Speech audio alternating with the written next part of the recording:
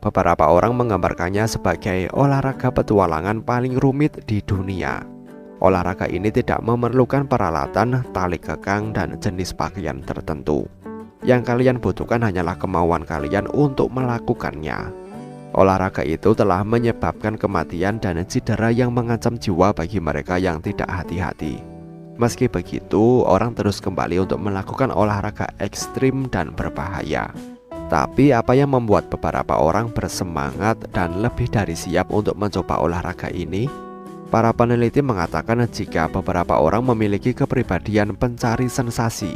Itulah sebabnya sebagian dari kita lebih cenderung menikmati olahraga ekstrim. Check this out.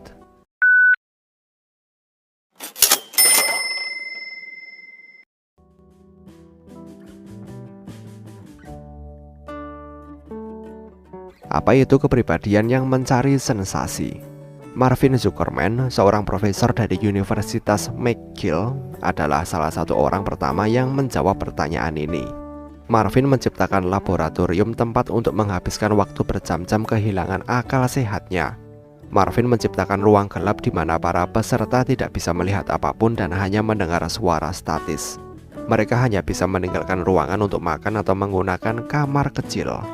Hasil percobaan itu menunjukkan jika beberapa orang duduk berjam-jam tanpa mengeluh, sementara yang lain merasa gelisah. Dia percaya jika mereka yang lebih mudah gelisah adalah mereka yang mencari sensasi.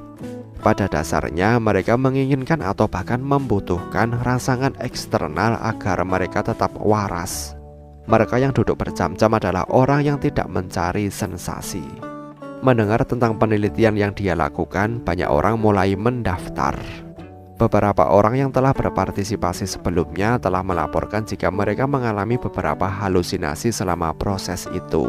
Oleh karena itu, banyak yang mendaftar untuk pengalaman itu karena merupakan sesuatu yang baru dan berbeda. Marvin kemudian mengatakan jika pencarian sensasi bukan hanya tentang kegelisahan, melainkan kebutuhan untuk mengalami sesuatu yang baru, unik, dan menarik. Banyak pencari sensasi menutup mata terhadap resiko yang terlibat, karena mereka bersedia mempertaruhkan uang dalam jumlah yang besar, kesehatan, dan hidup mereka hanya untuk merasakan kegembiraan yang tidak tertandingi. Mereka mencari hal-hal yang bersifat petualangan. Peneliti menunjukkan jika akibat faktor ini, banyak pengusaha juga bisa menjadi pencari sensasi. Mereka mengambil resiko, baik yang diperhitungkan atau yang tidak diketahui, karena mereka menikmati imbalannya dan percaya jika resikonya juga sepadan.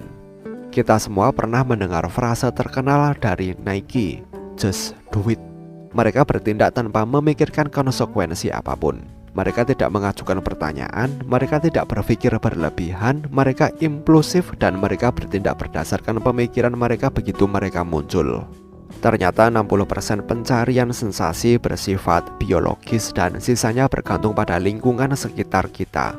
Otak pencari sensasi tinggi menunjukkan lebih banyak aktivitas, sedangkan otak pencari sensasi rendah menunjukkan pengurangan neuron, dan dengan demikian aktivitas kortikal.